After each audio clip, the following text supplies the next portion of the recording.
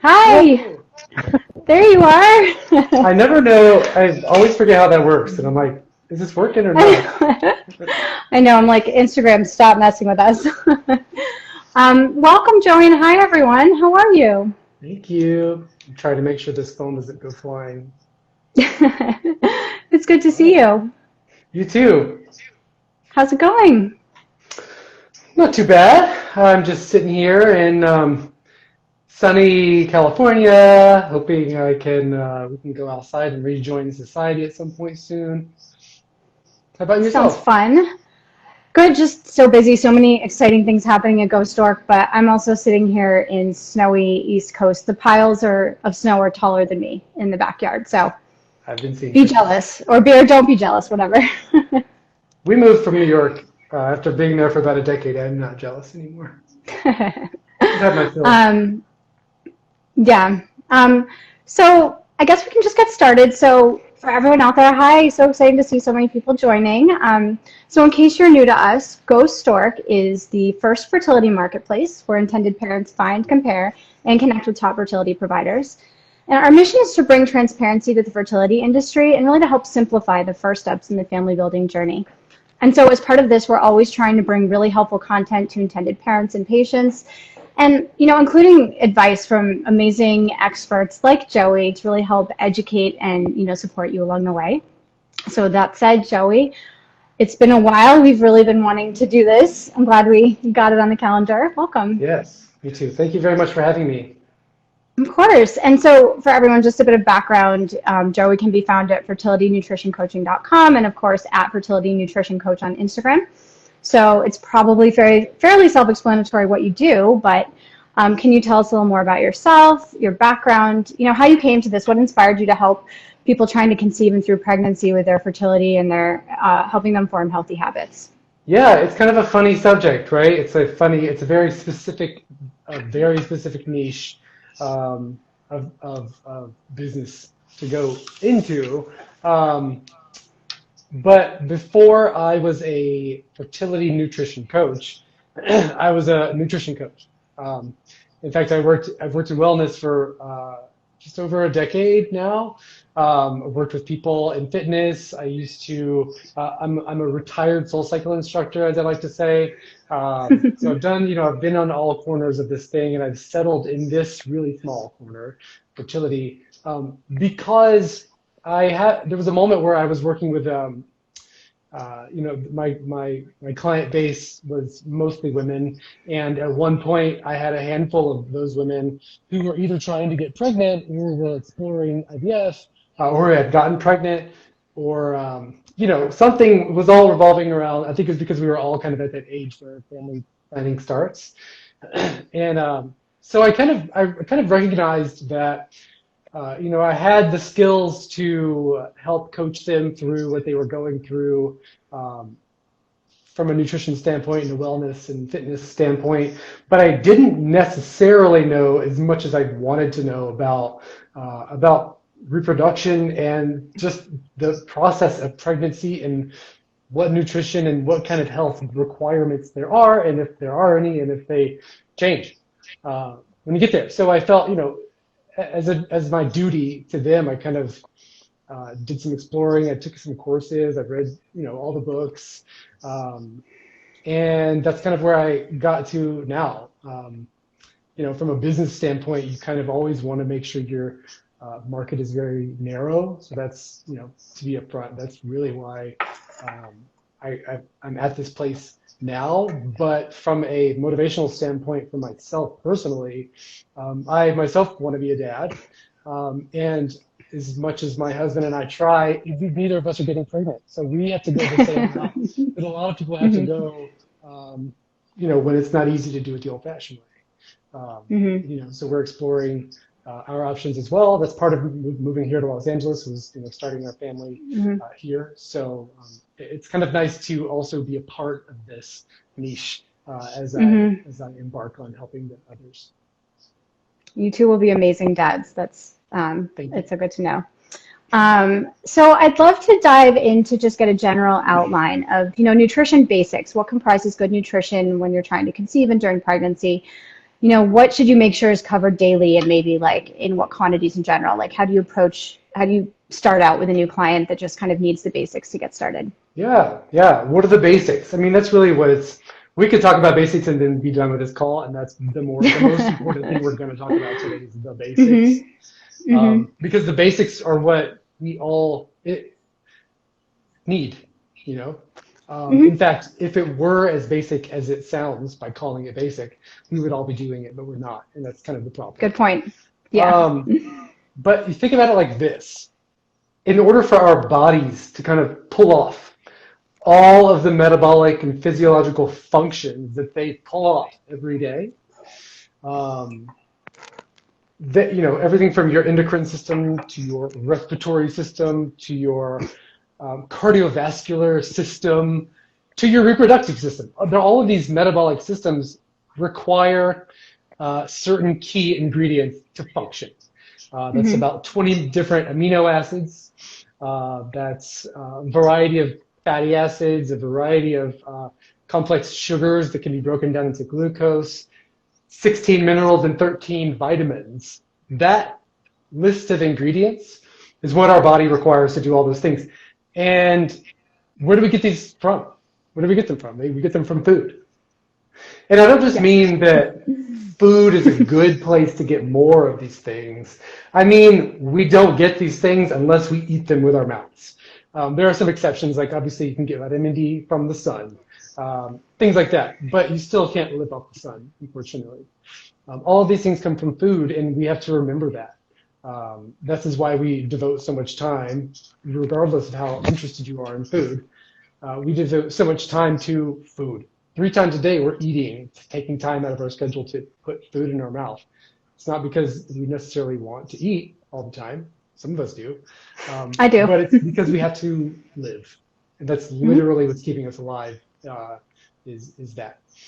Um, so, the elements, these elements, they provide the raw materials to sort of build all of our cellular structures. We're kind of always building and rebuilding and throwing some of it away and rebuilding these from a cellular level. So we're getting these raw materials from that food. We're also getting the energy it takes to do so from food as well. So we've been doing this same process, all of us, all of our ancestors, for billions of years, and yeah, it's not like nutrition is any kind of new thing. We've been doing it for billions of years, and the problem with us currently is that we live in a world of abundance and a world of processed foods, and we unfortunately have forgotten how to eat the right things to get us the goals that we want to meet.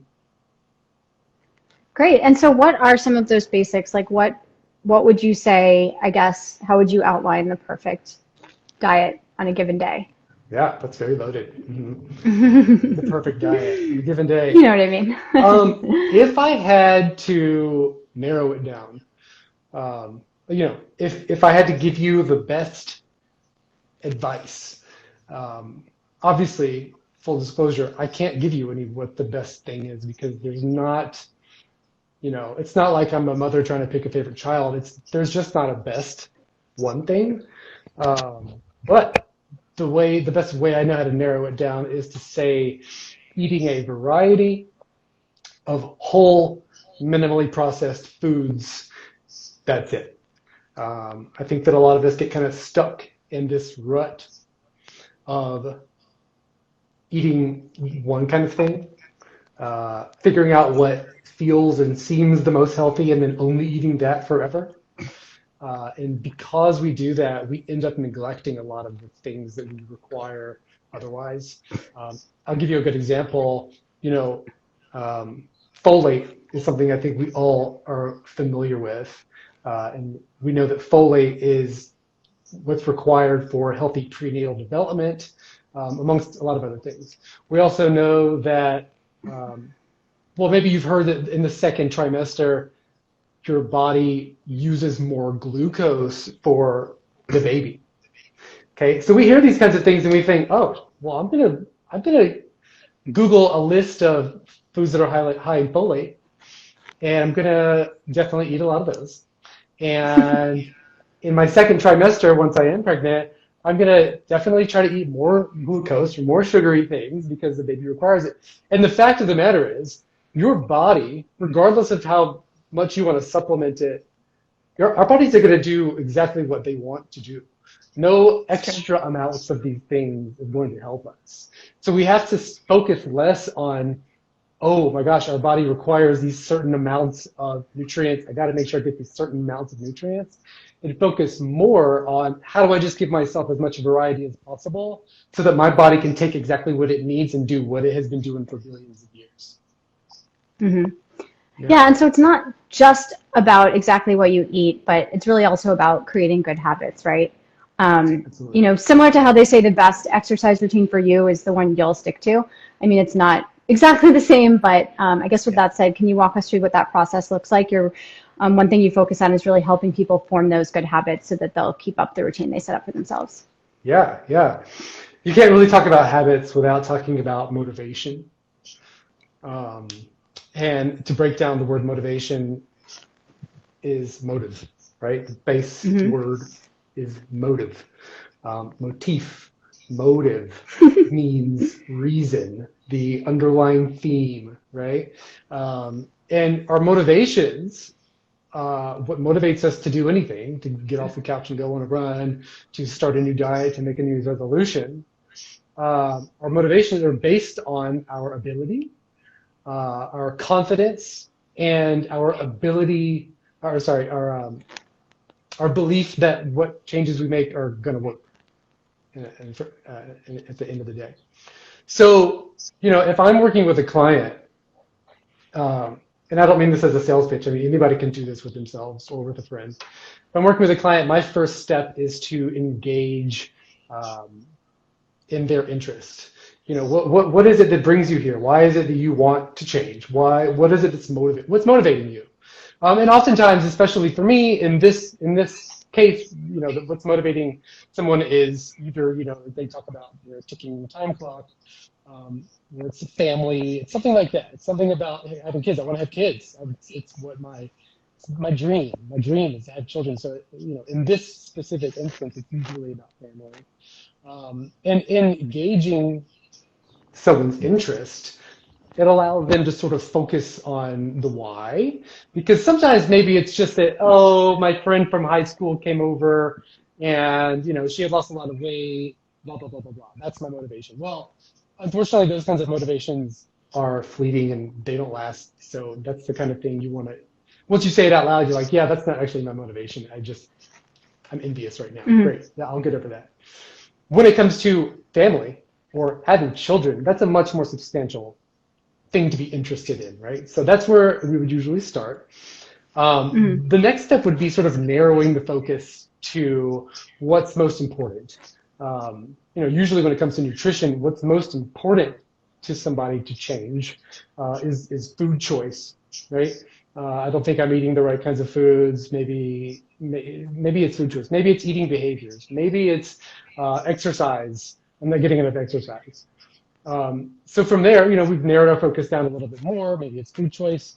From there, we would go on and talk about what are you ready to change? You know, kind of evoking someone's motives to be ready. What are you ready to do? And at this point, you know, if our goal is to change my food choices, it might require asking the question why a couple of times, but maybe, you know, what you're ready to do is not just change your food choice. Maybe what's in the way is that the reason why your food choices are suboptimal is that you feel busy. Maybe you feel rushed. Maybe you feel like you don't have enough time in the day to cook the right kind of stuff at night for dinner. And maybe if that's, you know, the direction we're going in, maybe the reason you feel so busy is because you're not getting enough sleep. And maybe you're not getting enough sleep because your husband really likes to stay up late and watch X, Y, and Z shows and really wants you to stay up with him because boys are needy. You know, if we can dig and dig and dig, then we've taken this very broad goal of like, well, I just need to eat better, because who doesn't? And we've made it more specific to you and made it more specific to what you are ready to do. And it's not maybe that your food choices need to change yet. Maybe it's that you need to be more comfortable asking for what you need. Maybe when your husband is needy and wants you to stay up late with him, maybe he's also, maybe you're also having a hard time telling him what you need in terms of the right kinds of foods to be eating. There's all kinds of underlying causes of our current strife in life that should be dealt with. And that doesn't mean that we're all very, very behind. It just means that we're more complex than we give ourselves credit for, right? So once we figure out what it is that we're ready to change, and we really know that those things we're ready to change are really have a strong connection to our motives, then we can plan. We can plan and create confidence in our plan. A lot of times, what is required of planning is kind of assessing what's in the way. What is, if drinking 3 bottles of water a day is your goal, that sounds easy, right? I can totally do that, right? Well, I can say that, but what if I'm not thinking about the fact that, okay, when I get up in the morning, I got to take the dogs out. I don't know where my shoes are. I don't have any water bottles in the refrigerator that are ready to go, and my husband always drinks them all. Sorry, husband. We don't consider those kinds of things. So planning around those little stupid life moments and emphasizing our strengths instead help us to really plan not only to get it done, but plan to be confident in getting it done. Because if we're not confident that we'll get it done, then when everything's getting difficult, we're going to let go of these new goals. Mm-hmm. Yeah, and that actually leads into 2 more questions perfectly. It's an interesting time of year. I guess in a normal year, people have started their New Year's resolutions about a month ago, started their new routines, and it's not always easy to maintain. You sometimes see the gyms and the healthy food section of the stores full in January, and maybe not quite as much after that. Obviously, this is not a normal year, and trying to conceive is not seasonal. But it's just always good to think about the fact that you can get excited and be really motivated and inspired for a while, and then cravings for those comfort foods might start to pop up. And how do you stay motivated? And do you tell people to have that comfort food just in small quantities, like allow themselves to have that, but maintain their balance? Kind of, how do you help people through that hump when they've had their good eating habits for a little bit and it may be hard to maintain forever, Well, it's interesting that you bring up the your comfort foods, or like how do we give ourselves the allowance, right? That's always a complicated question that everybody wants to know the answer to, because we all have our little indulgences. Like, can I have a piece of chocolate every single day if I really want to? Or, can I have cheesecake when I go out with my friends every week? Or like, is that a no-no? And obviously, without taking a really reductionist look at this, really the question needs to be like, well, what is it about these things that makes it so great? Is it because this is your coping mechanism for something that triggers stress at work? Or is it because your friends, whenever y'all go out to eat, really like cheesecake and you like your friends, right? Those are 2 very different things. One of them means we need to figure out some strategies and tactics for dealing with emotional eating. The other of them just means you're spending time with your friends. And if cheesecake is getting in the way and making you feel guilty, well, hang out with your friends and don't eat the cheesecake if you're not, needing the cheesecake. You know what I'm saying? So they're 2 very different things. We have to sort of understand why these indulgences perhaps exist before knowing what to do about them. But to go back to the real question here of like, well, how do we keep up these like New Year's resolutions, right? New Year's resolutions always end up just like nowhere by the time March comes around. And there's this really interesting phenomenon called an empathy gap, which, to take ourselves out of nutrition for a second, when people think of, if somebody gets into trouble, and they I'm trying to think of a sensitive way to say this. If somebody does something and gets in trouble on the news, and we're all sitting here watching the news thinking, well, if I had done, if I were in their shoes, I would have done X, Y, Z. Mhm. What that is called is an empathy gap. We see it so clearly that why would they get themselves into this situation, or why would they have been in that place, or when presented with this problem, why did they react that way? But we don't consider what it would be like in the heat of the moment. And it kind of goes Mhm. back to making, if it's Christmas time and you are so sick of overeating and eating too much sugar that you're so sick of it that you make a New Year's resolution to ban sugar completely from your life. There's an empathy gap between that person you were when you made that goal and the person Mhm. you're going to be in March. And the person you're Yeah. going to be in Interesting. March, you're not considering at Christmas time the fact that that person in March is, back into their normal routine, is back into their normal life stressors, maybe has new life stressors that have come up.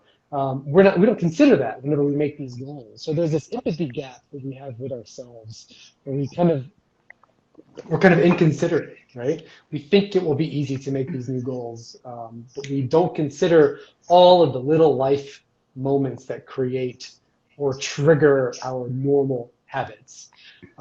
A good way to think about your habits is that 43% of all of our daily actions, from hitting the snooze button to the order in which you get ready in the morning, 43% of those actions are habits.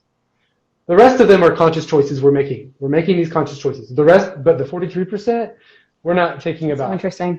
them at all. They just happen. Yes. And they happen because in the context that our normal everyday life presents to us, the context, our environment, the stimuli that our normal everyday life presents to us, all of those things are triggers for whatever we've always done in the context of those triggers.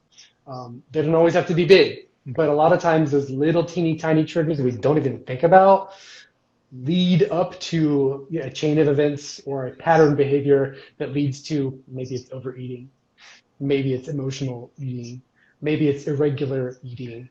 Mhm. And so if we don't consider all of those little tiny things, there's no way that our very easy goals are going to be sustainable. Mhm. Yeah. And something you talked about just a few minutes ago, as far as keeping up with these goals and once you set up your routine, talking about husbands particularly, how can your partner be a support and really an ally? Like, do you suggest that they adopt some of the new eating habits along with you? If that doesn't work for them, what are some of your other tips, just to make sure you're really set up to success while you're trying to conceive? Yeah. Um, well, an interesting statistic, and I'm actually going to botch the number, but it's something in the 90s. 90% um, of people who 90% of goals that are set and done with a partner um, are easily sustained. Oh, okay. If you're setting goals and your partner is not doing it with you or is not supportive of it, you have a 90% less chance of succeeding. Wow, I can attest That to doesn't. that. Me too. That's okay, right? We all have different goals, Yeah. and but a good way to think about it, though, that doesn't mean that 90% of anything you want you can't have unless your partner does it with you. It just means that that's maybe should be a little bit more motivational to ask to ask your partner to help you or to do it with you. But it also means that if we know that that's the truth, if we know that it's going to require more time and effort to get them on board than it would to just focus on yourself, Mm. then at least you can also know that maybe you changing your nutritional goals or you changing your eating behaviors in the house will Mhm. rub off on them. I find really often that um, women will say, like, why don't you focus on men? Like, why don't you focus on men in their nutrition? Like, half of infertility cases are because of men, and that's true. It is true. What I also find is that men, even if they know that half of these infertility cases are male factor, are far less motivated to change than women are. And what I find with most of my clients is that when they start to change their behaviors, when the women start to change their behaviors, and I'm being very heteronormative here, but when women start to change their behaviors, it will rub off on the men more effectively than it does if we try to get a man to change without it being his idea in the first place. Mm-hmm. Yeah.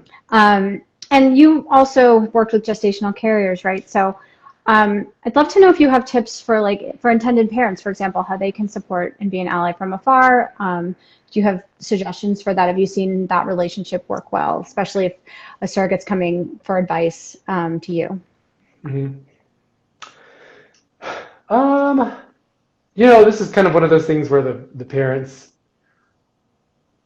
you don't really you may get to choose the eye color, and you may get to choose the height, and you may get to choose the race, and you may get to choose X, Y, and Z. Mm-hmm. But what you don't get to choose is what nutrients this human, who's just like you, requires. Mm-hmm. You don't get to choose what vitamins or minerals they are deficient in. Mm-hmm. You don't get to choose what their underlying limiting factors are, or their relationship with food is. So at the end of the day, we're all trying to get sort of to one place. We're all trying to, get our food choices to a centralized place. We're all trying to make sure that our eating behaviors support those food choices. We're all trying to make sure that we're exercising enough to, sustain our metabolism without, overdoing it to the point where we're hurting our hormone production. We're all trying to get to this sort of similar place. So when intended parents have a surrogate that they want to assist with nutritional coaching, a lot of times you just have to kind of trust the process. I'm going to do the same thing with them as I am with someone who maybe has more obvious changes that need to be made. Mm-hmm.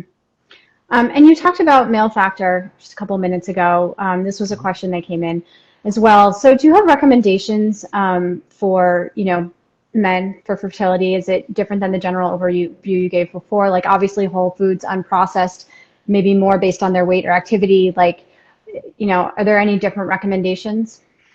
I love this question because my answer usually is take prenatal vitamins. Okay. Interesting. I kind of touched on this earlier. I know, and that face you just made, all guys are like, what? Because they immediately I've never heard that getting before. breasts and having the child themselves.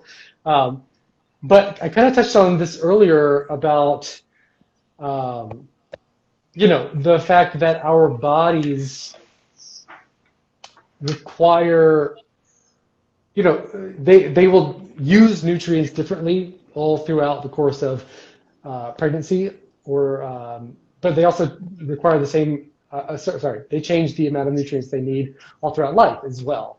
And as much as we try to dictate and change and manipulate the nutrients that we're giving it, at the end of the day, our body is going to do what it wants in order to get what it wants to get done. And so although men and women have very different bodies, although men and women function quite differently, especially in the reproductive department, our bodies, whether you're creating sperm or you're, trying to thicken the lining of your uterus to prepare for implantation, right? Those are two very different things, but they require the same ingredients. They require magnesium and folate and carbohydrates and fats and protein and everything. All those things. All of these ingredients are the exact same. And the problem is not, what little things can I change to get more of to boost my fertility? The problem is, what am I lacking? Well, what am I letting myself be deficient in because I'm focusing too much on protein or focusing too much on folate or focusing too much on X, Y, Z? What am I neglecting, and how can I just give myself enough that my body can use what it needs to thrive, and then kind of get rid of the excess. Right. So it's really about looking at what you're personally lacking and, figuring out the routine that makes you feel the healthiest and make sure you're getting everything you need. It's really customized. Yeah, yeah. Right. And I just to go back to exactly where we started, the main advice here is eating a variety of whole, minimally processed foods is the way to do that. Is the way to give your body those ingredients that it wants. And so another question that came in, I think just last night. So secondary infertility. This is a difficult one as well because you already have children, so you're kind of already worrying about getting breakfast, lunch, and dinner on the table, and snacks and everything else in quarantine. They're not in school right now, so it's a lot. You don't have countless hours in the day, in fact, quite the opposite, to get a different meal and different snacks out for everybody all the time. So, what are some of your thoughts on maintaining good eating habits and healthy nutrition when you're also balancing already having 1, 2, or more children, when you're kind of in charge of everyone? Well, what would you think, and I pose this question to everyone listening, what would you think if I said you should meal prep, right? All of a sudden, everybody's thinking, please, of course he's going to say that, right? That's so time consuming. It's so, it requires so much planning, and it requires even, I don't know, more Tupperware than I might have in my house. That's true. And it never matches, right? Of course not. Where the hell's the top to have just where are all the tops? Yeah. And so we think, meal prepping is kind of a waste. It's a waste. A lot of time consumed. But we have to also consider how much time is wasted trying to figure it out on the fly, and how much time is wasted, or how much of our efforts are wasted by going all week long, week after week, not eating the amounts of food in the right proportions of food and getting the right nutrients in week after week after week. What if we did take out 30 minutes on a Friday afternoon to just plan out what we're going to get at the grocery store on Sunday? What if we took out an extra 10 minutes from that? This is 40 minutes. Oh my God, that's a lot of time. This is 40 minutes out of your day on a Friday or whatever it is, to save 30 minutes a day all throughout the rest of your week. If we can spend just, I don't know, any time, whenever you can figure out how to carve it into your schedule, devote it to, maybe you're not meal prepping every single item, but at least coming up with a plan for everything. Because in the moment, in those 3 times a day or 6 times a day, maybe there's snack time too, in those moments when we allow our habits or learned behaviors to just take over because it's too hard to figure it out in the moment, those moments are either going to be wasted time, or they're going to be yet another meal of just junk food, or yet another meal that doesn't satisfy our needs. So we are sort of weighing our options, like, do I actually have an extra 30 minutes to spend one out of every week? And what are my goals? Are my goals to actually make positive changes in everyone's life and allow these children to grow up and escape the obesity epidemic and escape all of these metabolic conditions that they're maybe prone to? Or do I have those 30 minutes to spend? It's almost like if you just force yourself to say it out loud, like you just did, you're going to have to answer yourself, yes, I have the 30 minutes, right? Yeah, exactly. Yeah. Yeah. Well, thank you so much. This was great to talk to you. I know I learned a lot. I'm sure everyone else did. We actually have a really great guest blog from Joey on GoStork.com/blogs. That's another really helpful resource you can check out. Joey, before we go, any parting words of wisdom, words of motivation for us? If I told you that it was going to take mastering 25 different skills in order to be the most perfectly fertile, healthy version of yourself possible, your first thought is probably, I'm going to do all 25 of those things. If there's a list of 25 things, I'm going to figure out what they are, and Joey's going to tell me, and I'm going to do them. But with nutrition, mastering one skill usually leads to better skills and manifesting themselves. But trying to master them all at once is what you've been trying to do your whole life. And if you've not been Mm-hmm. able to do it for your entire life up until now, you're probably not going to be able to do it after today. So stop trying. The advice here is stop trying to do it all at once and figure out the Okay. one thing you're most ready to do, that is the most important to you, and that you're most able to do, and figure it out. Master it. Just that one thing. That's it. Leave it at that. Right. Don't be too hard on yourself. Do that one thing, get it, and then Yeah. move on to the next, right? And then Yes. Yes. manifest, manifest, manifest. That's right. That's You right. can And then do if you it. get so good at it Yeah. that you want to figure out how to tell people how to do it, we'll talk about the second thing. Like any good coach, right? Um, so thank you again. This was so Thank you. helpful. For everyone out there, we'll be doing many more lives in this series, more amazing guests as well. So look out for that. And, in the meantime, have a great rest of your day. Thank you so Bye. much. Thank you. Talk to you soon. Ciao. Bye.